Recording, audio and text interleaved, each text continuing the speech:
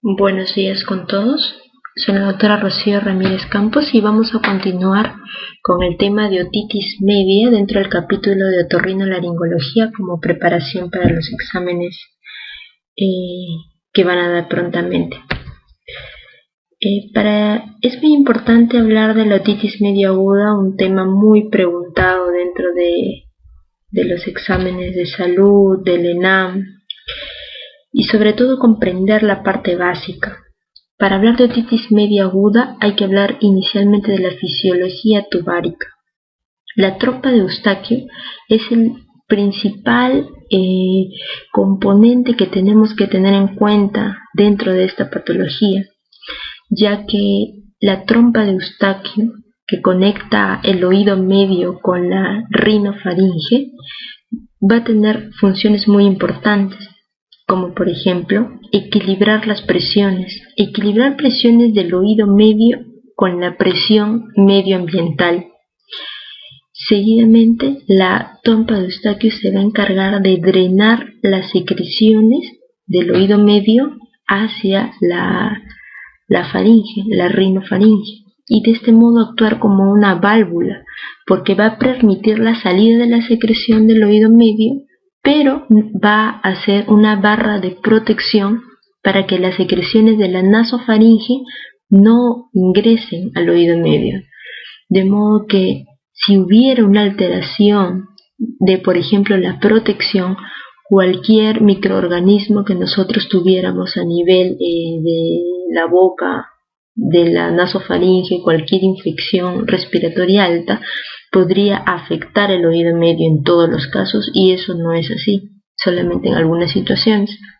Entonces, recordar la trompa de Eustaquio que conecta con el oído medio y la forma que existe de la trompa de Eustaquio, la orientación que marca la diferencia de un adulto y de un niño. La trompa de Eustaquio de un niño es más horizontal, es más corta, y la trompa de Eustaquio de un adulto, como sabemos, es más orientada hacia la forma vertical y es un poco más larga. Hay algunos libros que lo consideran a esto como un factor predisponente que tienen los niños en realizar cualquier patología del oído medio, asociado, por ejemplo, a la toma de biberones de manera horizontal, ¿no?, echada de los bebés, y en la forma como puede ingresar la secreción de la leche hacia la parte del oído medio y condicionar una infección a ese nivel.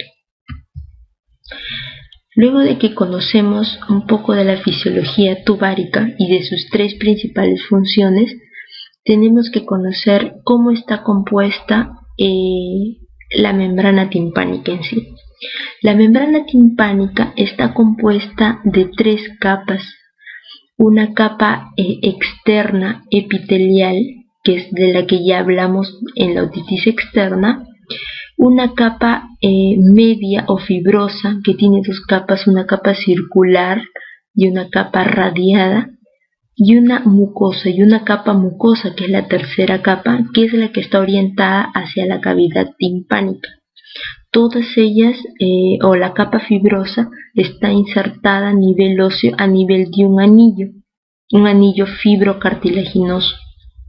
Esto es muy importante saber, porque dentro de la fisiopatología de la otitis media, lo que vamos a tener es que generalmente está ocasionada por una inflamación, ya sea infecciosa o no infecciosa. En la mayor parte es infecciosa, por infecciones de vías respiratorias altas, que ocasiona una inflamación a nivel de esta capa, de la capa mucosa. Entonces, como definición y para comprender, tenemos que la otitis media es la inflamación de la membrana mucosa que recubre la cavidad del oído medio. ¿Qué factores tenemos que tener en cuenta en esta inflamación? Que el paciente tenga algunas patologías de fondo, como por ejemplo anomalías craneofaciales, como fisuras palatinas, paladar hendido, que hacen más propenso al paciente que cualquier secreción, cualquier alimento que tenga a nivel de la cavidad oral llegue a la zona de la rinofaringe, trompa de Eustaquio y oído medio. Alergias. Alergias predominantemente en los niños, en alergias alimentarias. Cualquier tipo de alimento que provoque una inflamación va a ocasionar una obstrucción a nivel de la trompa de Eustaquio y con ello una alteración en el drenaje de las secreciones y una otitis media. Disfunción ciliar, por ejemplo, las fibrosis quísticas, síndrome del cilio inmóvil, todas esas alteraciones que provoquen un mal drenaje de la secreción, porque el drenaje de la secreción del oído medio hacia la nasofaringe se da a través de movimientos sincronizados ciliares que llevan la secreción del oído medio a través de la trompa de Eustaquio y la eliminación posterior. Y también se asocia a inmadurez del sistema inmune. Se ha visto que entre más pequeños son los niños, tienen más frecuentemente episodios de otitis media. Es siempre que vemos un niño, siempre que observamos un niño con fiebre, con característico se toca el oído, por ejemplo en otitis media aguda, probablemente tendremos que sospechar de una otitis media aguda porque si hay sobre todo antecedentes de una infección de vías respiratorias altas. Bueno, entonces la definición la tenemos ahí, y aparte de considerar la inflamación tenemos que considerar la disfunción tubárica, la alteración en alguna de las tres funciones que ya mencionamos, que ocasiona un desequilibrio en la presión del aire, la consiguiente acúmulo de secreción y el bloqueo tubárico. El bloqueo tubárico se va a dar por la inflamación y por otras causas que ya lo vamos a ver. Hay bloqueos fisiológicos y bloqueos mecánicos. Sigamos con la fisiopatología. Entonces, lo que ya hemos mencionado, dentro de la otitis media es una de las enfermedades más comunes dentro de la infancia, que siguen a una infección del tracto respiratorio superior. Esto es básico. Siempre que vemos un niño y que sospechemos, hay que preguntar si ha habido un proceso infeccioso respiratorio previo. Este proceso infeccioso nos va a condicionar un edema tubárico, una inflamación que va a provocar una obstrucción a nivel de la trompa de Eustaquio y no va a haber un drenaje de la secreción.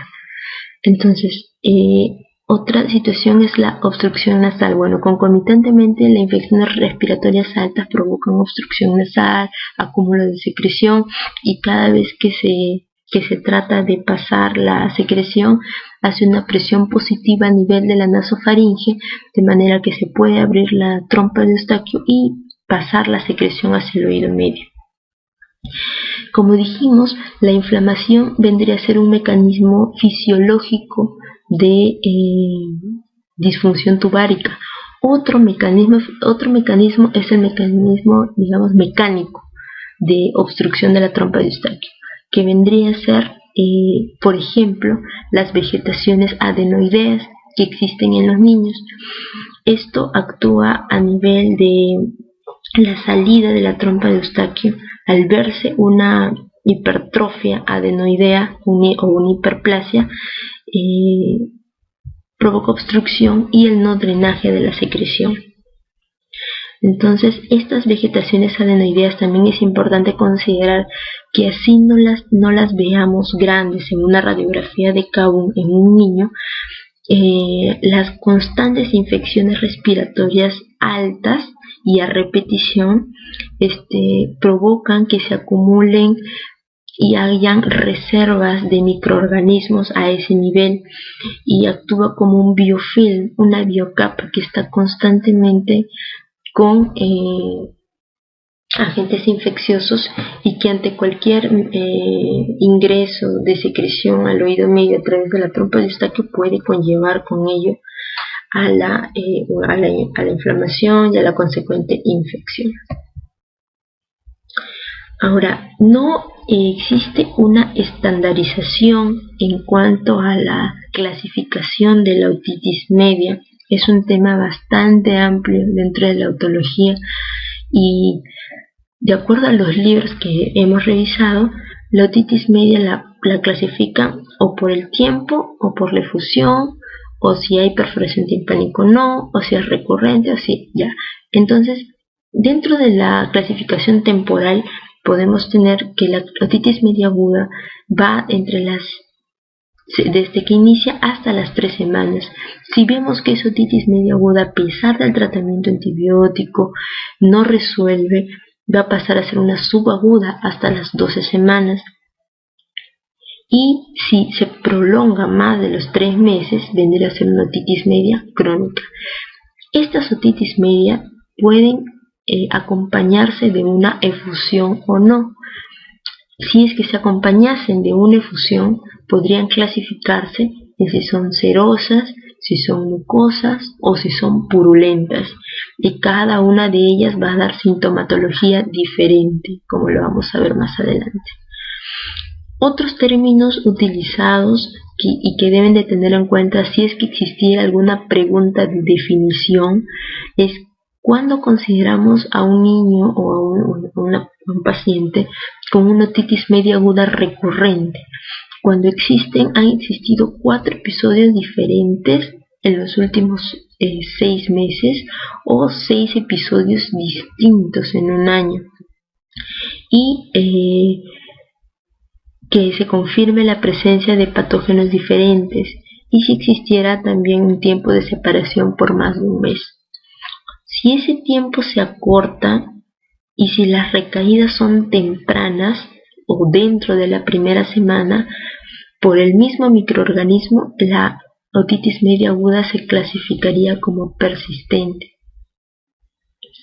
Vamos a ver así haya sido tratado o no esta otitis media aguda.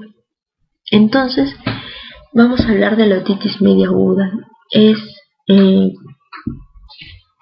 una inflamación de la mucosa del oído medio que nos va a dar una clínica característica. Lo principal es el dolor, la otodimia, el dolor específico del oído.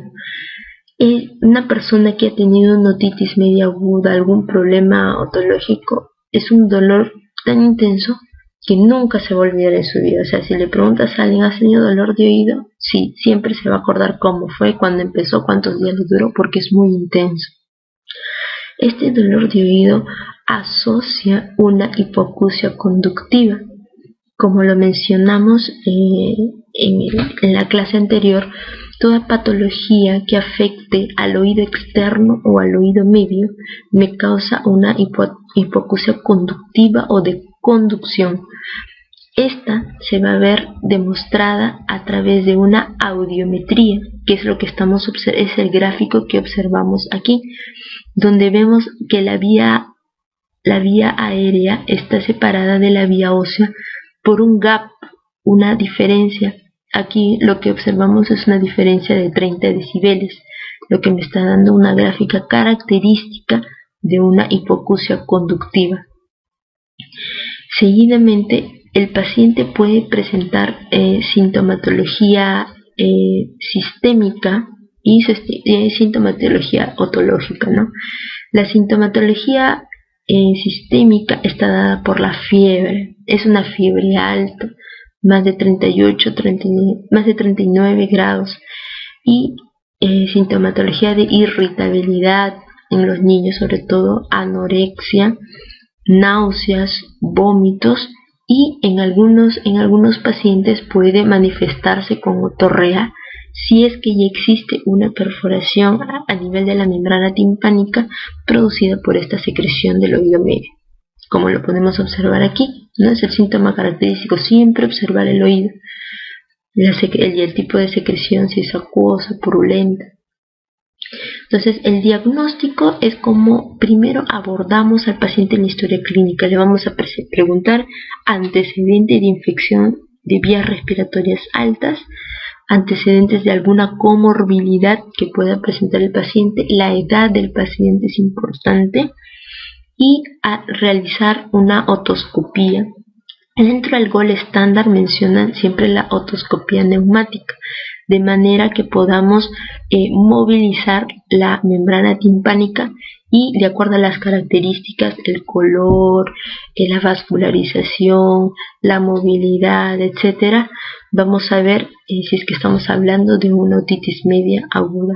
Generalmente hay disminución de la movilidad de la membrana timpánica por un edema de la mucosa, como ya lo mencionamos, de la capa más interna de la membrana timpánica, incremento de la vascularidad, un engrosamiento, etc.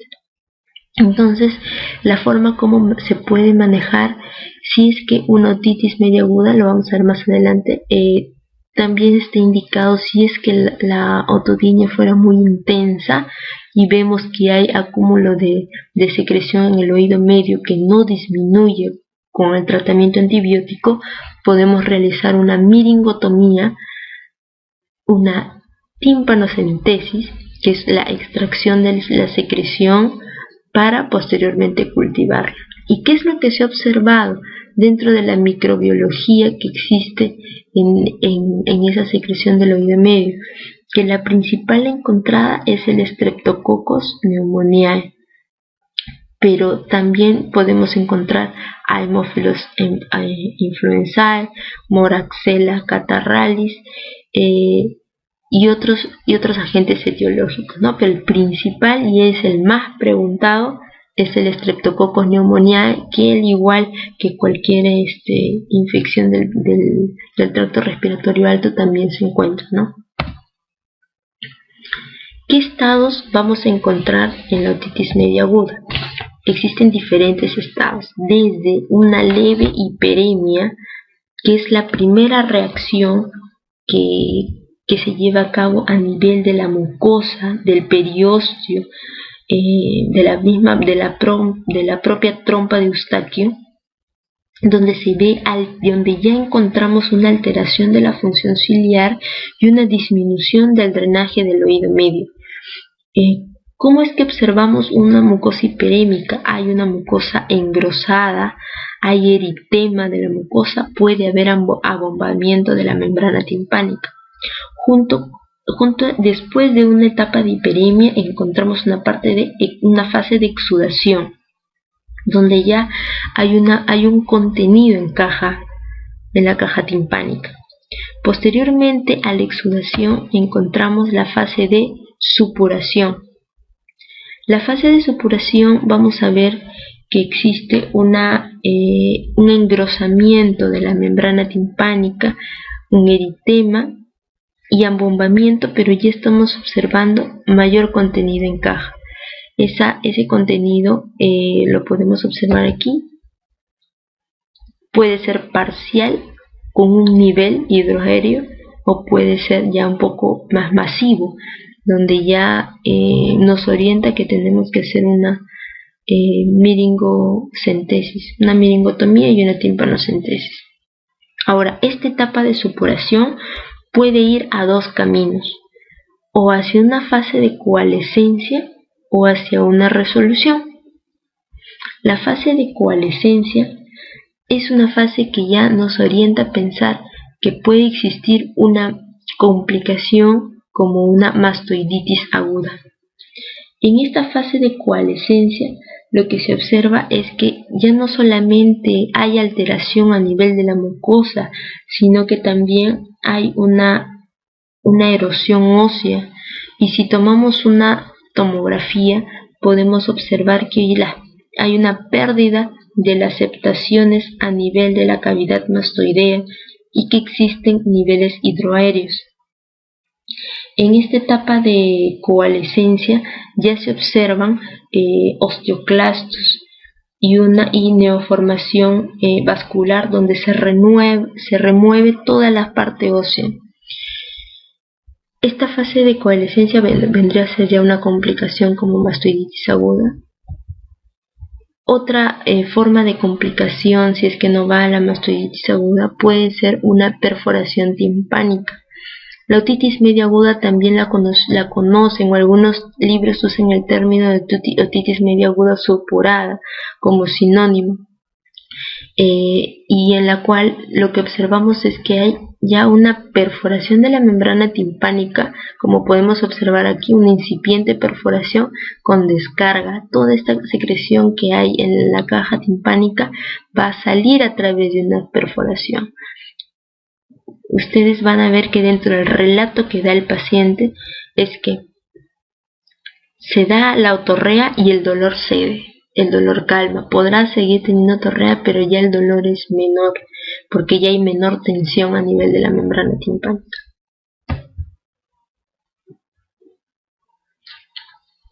Bueno, dentro del manejo de la otitis media aguda tenemos un manejo a nivel médico con los antimicrobianos, un manejo adyuvante y ya la realización de algún procedimiento como es una meningotomía. Dentro de los antimicrobianos más usados existe un tratamiento escalonado, y eso va a depender si el paciente es alérgico o no a los derivados de la penicilina. Entonces, si el paciente no es alérgico, el primer paso es amoxicilina, siempre amoxicilina. Vamos a iniciar con 40 miligramos por kilogramo divididos en 3 dosis, con un tiempo de 10 a 14 días de tratamiento. Se le puede dar también ampicilina de 50 a 100 miligramos en 4 dosis. Si es que el paciente fuera alérgico a las penicilinas, se le puede dar eritromicina con 40 miligramos por kilogramo divididos en 4 dosis. Se puede asociar, si es que con amoxicilina no mejorase, un ácido clavulánico, amoxicilina con ácido clavulánico, o si ha existido uso de amoxicilina en el último mes por alguna otra enfermedad que se le haya dado amoxicilina. Si ya se le dio, no se le puede volver a repetir, ya tendría que asociarse amoxicilina con ácido clavulánico. Y cefixime, si es que no hubiera tolerancia oral, porque como hemos visto dentro de la clínica de la otitis media aguda hay síntomas como la fiebre, la anorexia, la irritabilidad, que puede provocar náuseas, vómitos, entonces hay que utilizar la vía parenteral. Dentro del tratamiento adyuvante, la otitis media aguda provoca fiebre, entonces hay que usar antipiréticos horarios por 3 a 5 días, analgésicos por el dolor intenso que provoca, y en diferentes estudios se ha observado que descongestionantes, antihistamínicos no proveen beneficios.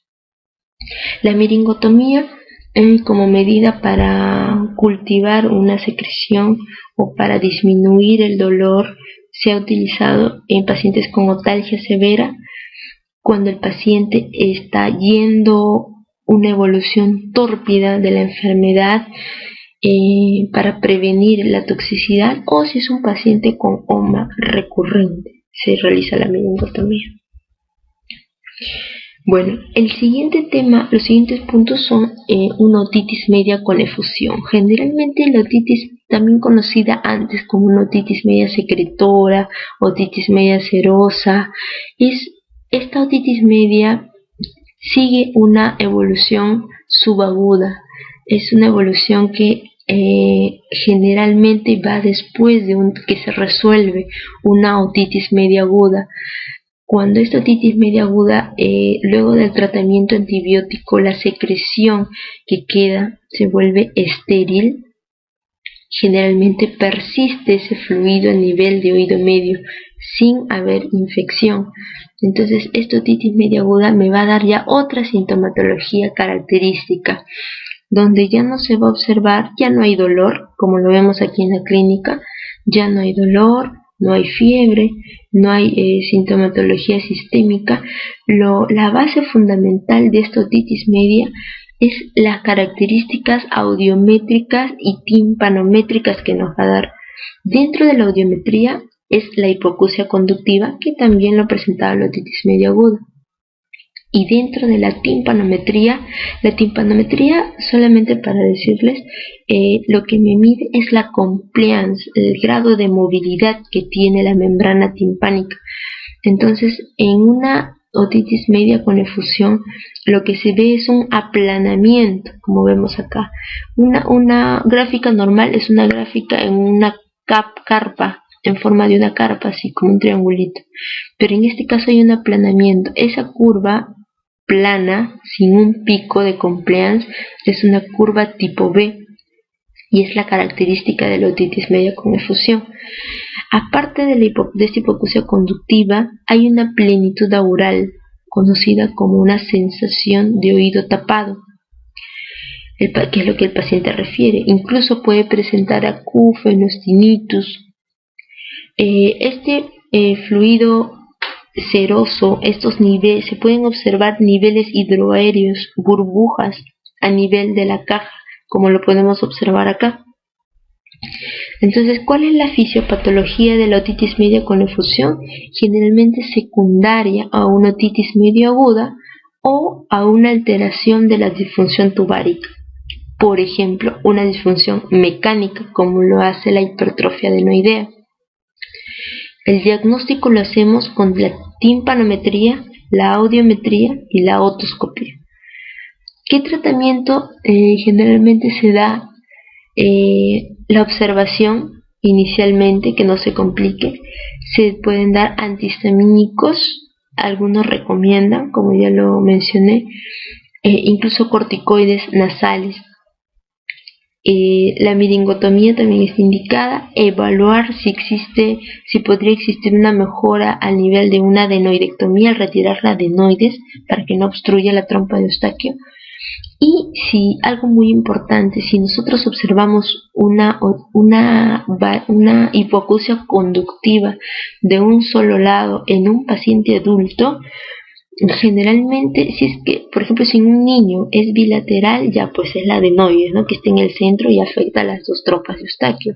Pero si en un adulto se da solamente en un lado, entonces ahí ya no hay adenoides en primer lugar. Entonces hay que sospechar un tumor nasofaríngeo. En esos casos se hace una nasofibroscopía para poder observar toda la rinofaringe y la permeabilidad de la trompa de Eustaquio. Entonces, en la otitis media con efusión tenemos un manejo médico. Inicialmente se puede dar terapia antibiótica igual que como para una otitis media aguda. Se da gotas nasales para realizar vasoconstricción, antihistamínicos orales. Su efecto es controversial, como ya lo mencioné, y realizar ejercicios de Valsalva, ¿no?, para mejorar la permeabilidad de la trompa de Eustaquio. Ahora, otro tema bastante preguntado dentro de los exámenes es dónde no se debe realizar la miringotomía para colocar los tubitos de ventilación y dónde sí se puede realizar. Entonces, más que sea algo memorístico, tiene que ser algo que ustedes lo comprendan. Entonces, nosotros tenemos aquí una membrana timpánica. Es una membrana timpánica del lado derecho. ¿Cómo lo sabemos? Por la orientación que tiene el mango del martillo. Este es el mango del martillo, que es lo que me define 4 cuadrantes, ¿no? Dividimos así, siguiendo el eje del mango del martillo, y una perpendicular me divide en el cuadrante antero superior, póstero superior, póstero inferior y antero inferior. Entonces, la lógica es la siguiente. Si se realiza una miringotomía a nivel del cuadrante póstero superior, como ustedes ven acá, en el cuadrante póstero superior es donde encontramos la cadena osicular, donde se articula el martillo con el yunque con el estribo en la parte de atrás. De manera que si nosotros realizamos una miringotomía a este nivel, luego de que uno realice la miringotomía hay que realizar la aspiración de las secreciones. Nosotros, al aspirar, podríamos provocar una disrupción de la cadena osicular y eso provocar mayor hipoacusia conductiva, y eso es quirúrgico. Hay que volver a su sitio. Entonces, Para evitar esa complicación es que está proscrito realizar cualquier tipo de meningotomía y de colocación de tubos de ventilación en esta área. Ahí no se realiza. En donde existe menos riesgo de daño es a nivel del cuadrante antero inferior. Ahí es donde sí se puede realizar y es generalmente la clave a las preguntas que nos dan en los exámenes. Entonces, la meningotomía con colocación se realiza bajo guía microscópica. Primero se realiza la meningotomía, se aspiran las secreciones y se coloca el tubo de ventilación. ¿Cuál es el objetivo de la colocación de este tubo? Es ventilar el oído medio.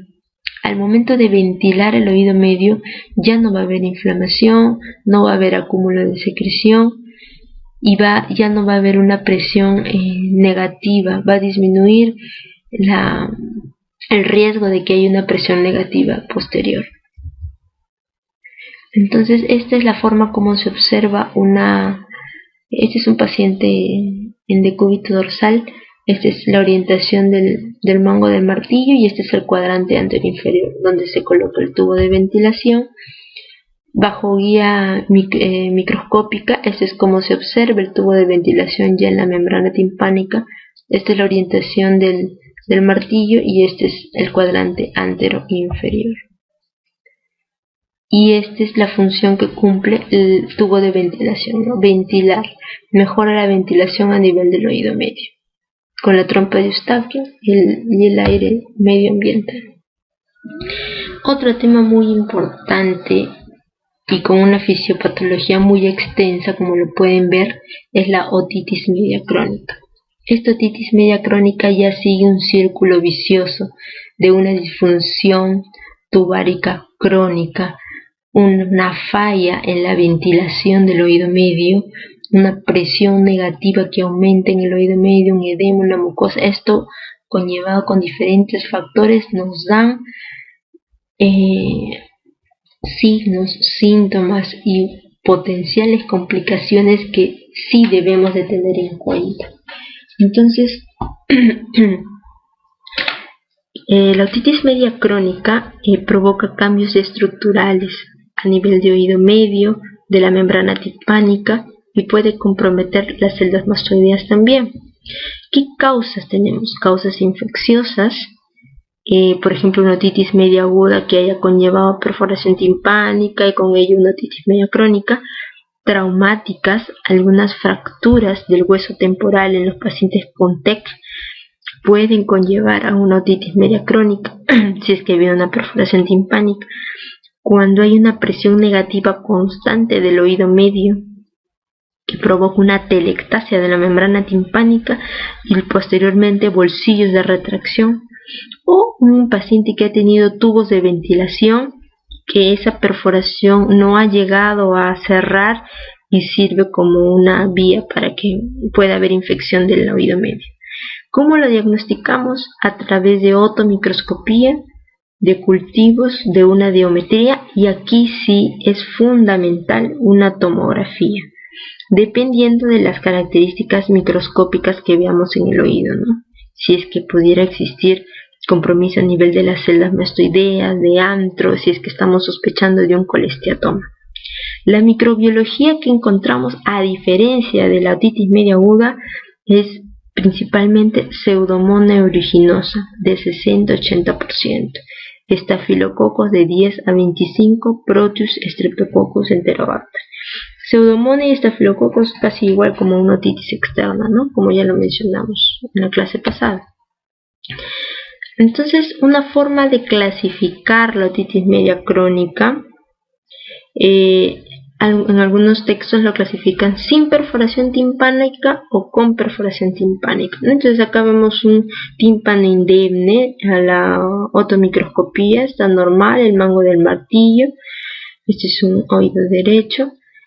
En los casos de perforación timpánica, la perforación puede ser central o puede ser marginal. Una perforación central es como tener un tubo de ventilación, ¿no es cierto? Un tubo que ventile el oído y, en otras palabras, es un oído seguro. vemos que está comprometida la pars tensa, solamente la pars tensa. En cambio, la perforación marginal, acá está el mango del martillo y lo que vemos comprometido es la pars flácida. Entonces, en una perforación marginal tenemos que tener mucho cuidado. Si esa capa dérmica ya se está introduciendo a nivel de las celdillas del ático, entonces hay que sospechar que no fuera unos inicios de un colesteatoma. Otra forma como clasifican la otitis media crónica es si está asociada o no a colesteatoma. Las no colesteatomatosas, bueno, no observamos ni perforación timpánica, solamente es una otorrea profusa que tiene el paciente, intermitente, con un drenaje mucoide, a diferencia de una otitis media crónica colesteatomatosa. Este sí es un oído inseguro.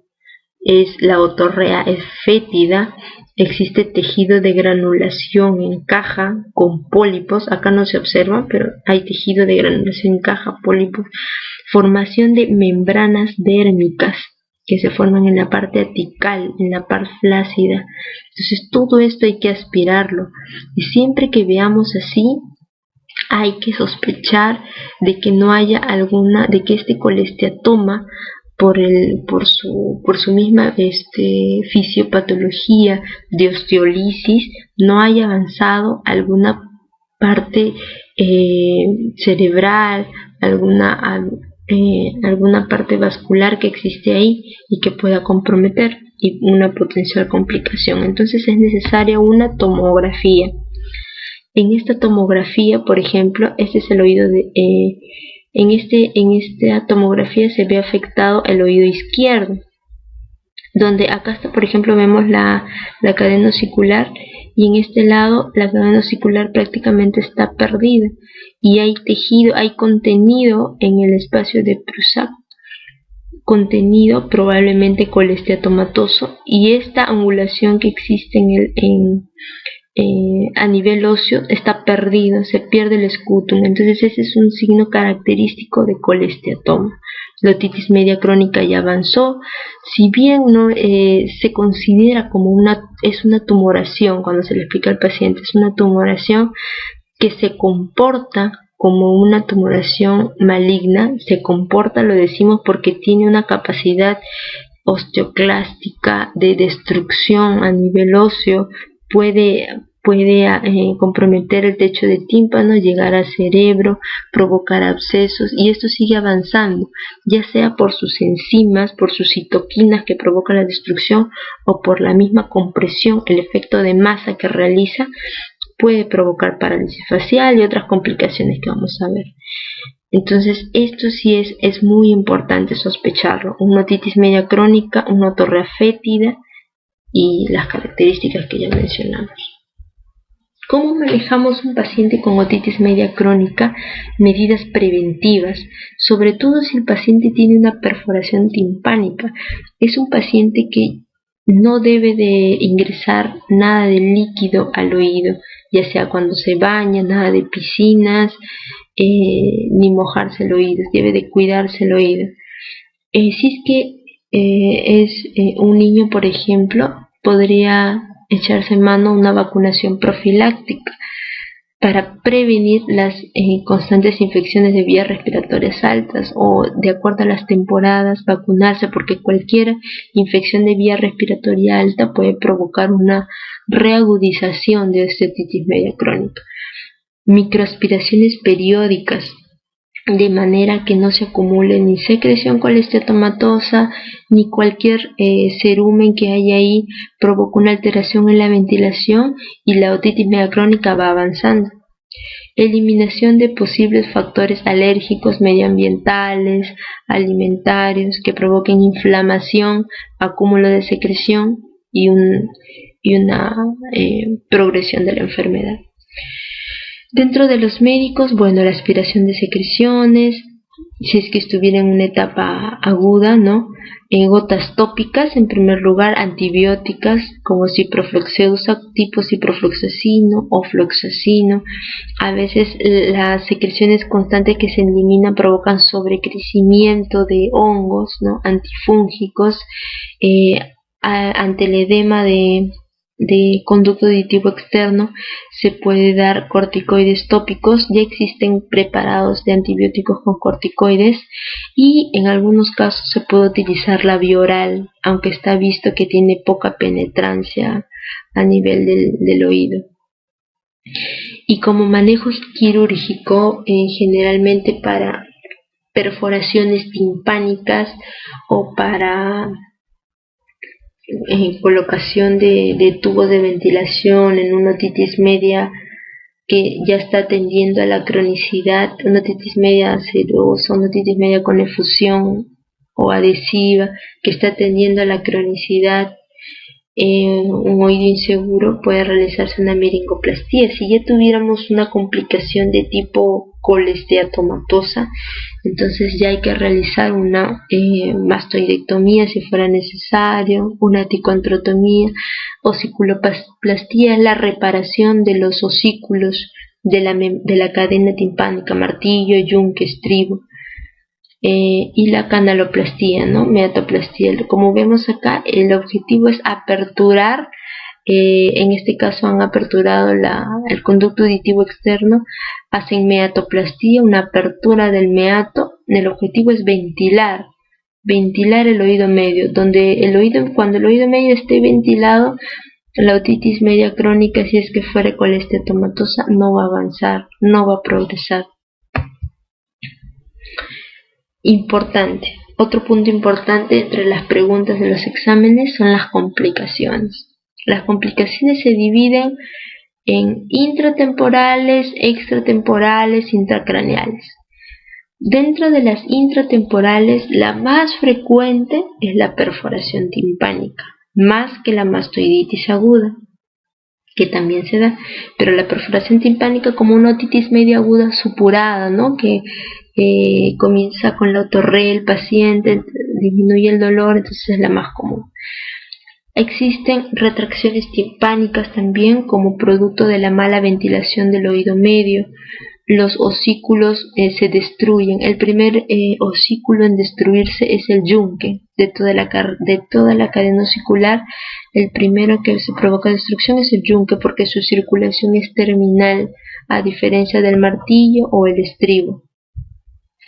Tímpanoesclerosis también se produce a nivel de la membrana de la caja timpánica, es como decir cicatrices que quedan, son como placas calcáreas que se quedan a nivel del oído medio, y estas pueden interferir a nivel del movimiento de la cadena osicular, ¿no? Y disminuir, provocar un gap en la audiometría, en la audición del paciente.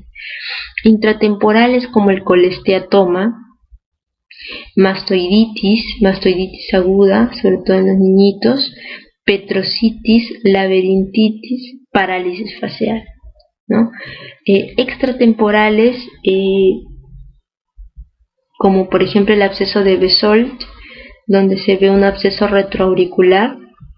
Intracraneales, esto es importante, se provoca una meningitis otógena, donde ya no solamente vemos una hipoacusia conductiva, sino una hipoacusia neurosensorial. La tercera parte de los pacientes cursan con hipoacusia neurosensorial. Pueden verse abscesos cerebrales cuando hay una dehiscencia, por ejemplo, a nivel del techo, del tegmen tímpano, trombosis del seno lateral, infarto venoso cerebelar, un hidrocefalotógeno. Entonces, aquí lo que vemos es un signo de mastoiditis. Hay dolor a la palpación de la mastoides, hay un eritema, un edema, el pabellón auricular se moviliza hacia adelante, hay una simetría cuando uno compara los dos pabellones auriculares en cuanto a su posición. Entonces vemos que el oído es una infección ótica puede ser un foco peligrosísimo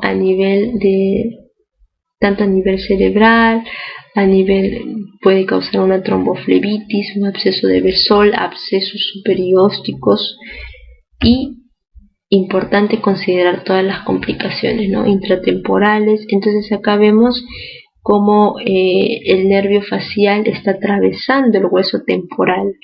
Cualquier inflamación que se dé a este nivel puede provocar una parálisis inflamatoria del nervio facial que tiene que ser tratada como una emergencia. Dar corticoides antiinflamatorios a altas dosis y estar en una observación armada, ¿no?, ante cualquiera, si es que se prolonga más del tiempo que se espera, para poder hacer una descompresión del nervio facial, una descompresión quirúrgica, si es que no responde el tratamiento médico. Fístulas laberínticas, abscesos cigomáticos, abscesos subdurales, temporales, meningitis, abscesos cerebrales. Entonces hay que tomar en cuenta bastante cualquier infección a este nivel. ¿Qué diagnóstico diferencial podemos encontrar en un paciente con otorrea crónica, que de repente, o otorrea que no necesariamente sea infecciosa, ¿no? Por ejemplo, un granuloma de colesterol es un paciente que tiene otorrea crónica, pero cuando tomamos una tomografía o observamos a la automicroscopía, un tímpano azul es característico, un tímpano azul.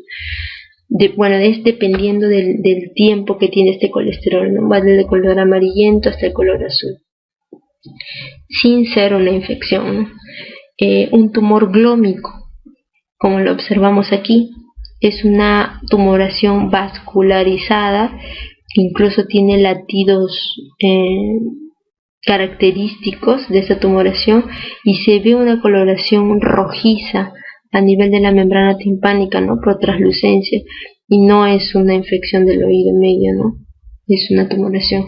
Una otitis media adhesiva, como lo observamos aquí, no hay perforación timpánica, lo que observamos es una telectasia, una adhesión casi grado 4 de toda la capa, la membrana timpánica, hacia las estructuras osiculares, hacia el promontorio, hacia todo el oído medio. Histiocytosis también a descartar como una causa de otorrea. Entonces, para responder ya finalmente las preguntas que nos hacen, ¿cuál es la condición fundamental que predispone a una otitis media? Como lo explicamos, ¿cuál es el factor fundamental? Es una disfunción de la trompa de Eustaquio. ¿Mala higiene oral? No. Ausencia de tejido adenoideo. Por el contrario, el tejido adenoideo puede provocar un efecto mecánico sobre el drenaje de la trompa de Eustaquio y con esto una otitis media. Alteraciones musculares, más que alteraciones musculares, lo dijimos como alteraciones craneofaciales, podría predisponer. Y falta de lactancia materna, no mucho. Dentro de las que nos muestran acá, la más acertada es la disfunción tubárica. La siguiente pregunta: agente causal más frecuente de la otitis media aguda. Lo que encontramos es un Streptococcus pneumoniae. Se encuentra a la cabeza, ¿no? E. coli, Pseudomonas aeruginosa, no, eso más en la otitis media crónica, otitis externa, junto con el estafilococo.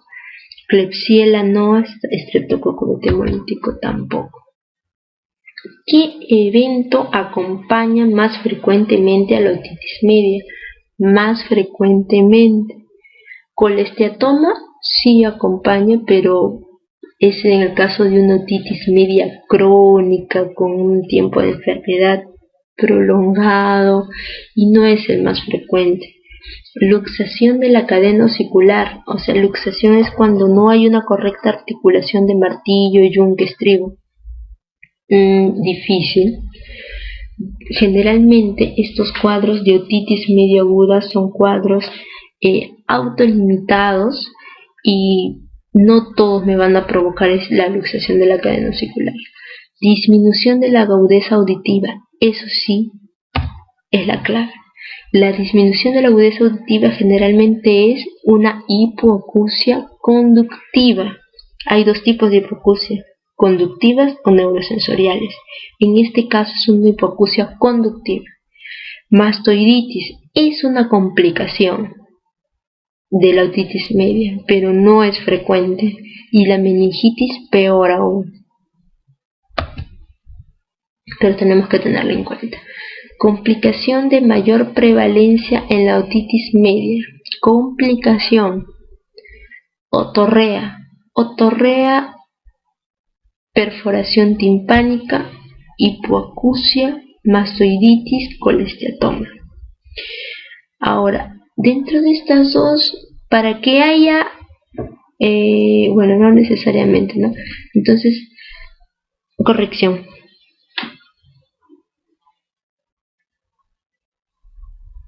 Pregunta 4. La complicación de mayor prevalencia en la otitis media es otorrea, perforación del tímpano, hipoacusia, mastoiditis, colesteatoma. Otorrea me puede dar una otitis externa también. No necesariamente tiene que ser una otitis media aguda, por ejemplo, otitis media aguda supurada, lo que se llama. Pero generalmente la colección de secreción a nivel de la caja timpánica, la protrusión, el edema de la membrana provocan microperforaciones a nivel de la membrana timpánica y con ello salida de la secreción, ¿no? Entonces la clave sería la perforación del tímpano. Ahora, la hipoacusia no vendría a ser una complicación, vendría a ser dentro de la clínica de la otitis media, ¿no? Es característico entre la sintomatología, la hipoacusia conductiva. La mastoiditis sí es una complicación, pero no es la de mayor prevalencia en comparación con la perforación timpánica, y el colesteatoma es una complicación a largo plazo, ¿no?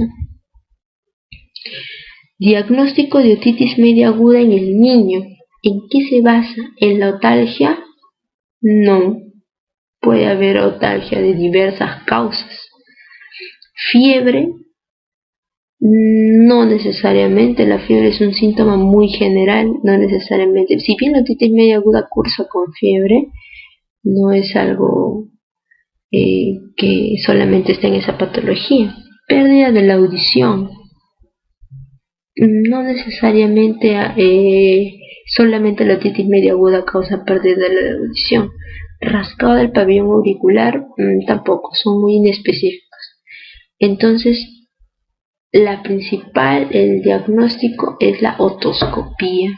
Y dentro de la otoscopía neumática es visualizar el tímpano, el color, la vascularización, si hay niveles hidroaéreos, si hay secreción, si hay perforaciones, cómo es la secreción. Entonces la visualización del tímpano, la visualización de todo el conducto es lo que nos va a dar el diagnóstico de una otitis media aguda en un niño. Antibiótico de primera elección en el tratamiento de la otitis media aguda. Como ya lo dijimos, primero de base es la amoxicilina. Después podríamos asociar una amoxicilina con ácido clavulánico. Después, si es alérgico a una eritromicina, si no tolera la vía oral, ceftriaxona, etc. Y así vamos escalando. Y en niños más de 2 años de edad, el tratamiento de primera línea para la otitis media aguda no recurrente. 2 años de edad, primera línea, primer paso, primer escalón. No me pueden preguntar como caso clínico o directamente como ya nos lo han preguntado. Por ejemplo, en este caso, acetilcefuroxima, no. Amoxicilina más ácido clavulánico, si nos dice primera línea, ahí nos está descartando. Entonces no es amoxicilina más ácido. Ceftriaxona intramuscular está dentro del tratamiento, bueno, no intramuscular, pero si es que no hubiera tolerancia oral, ¿no? Claritromicina, el tratamiento es la amoxicilina vía oral. ¿Cuándo está indicada la antihispanocentesis? En otitis media sintomática con efusión, si no mejora la otitis media aguda pese al tratamiento antibiótico apropiado, al existir presión negativa en oído medio, en otorrea asintomática persistente después de una otitis media aguda, en otitis externa. La clave es si no mejora la otitis media aguda a pesar del tratamiento antimicrobiano, ¿no? Entonces ahí se hace un cultivo de la secreción, se observa un antibiograma para ver la sensibilidad del germen y dar un tratamiento específico, ¿no? Finalmente, como ya lo hemos revisado, ¿en qué cuadrante de la membrana timpánica se debe realizar la meningotomía para no lesionar estructuras del oído medio? Antero superior, posterior superior, posterior inferior. ¿En cuál no se debe realizar?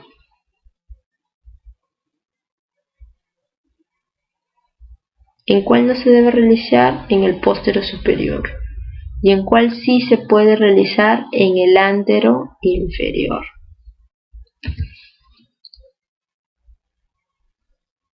En este caso la clave es posterior superior, porque como ya lo habíamos dicho, en la parte posterior superior se encuentra la cadena osicular, y para no lesionar, no desarticular la cadena, tendríamos que realizarla a nivel de antero inferior, ¿no? Entonces nunca en el posterior superior. Bueno, entonces esta es la bibliografía que se ha realizado para la presente clase. Espero que sea de su ayuda. Estudien bastante, revisen más preguntas. Gracias.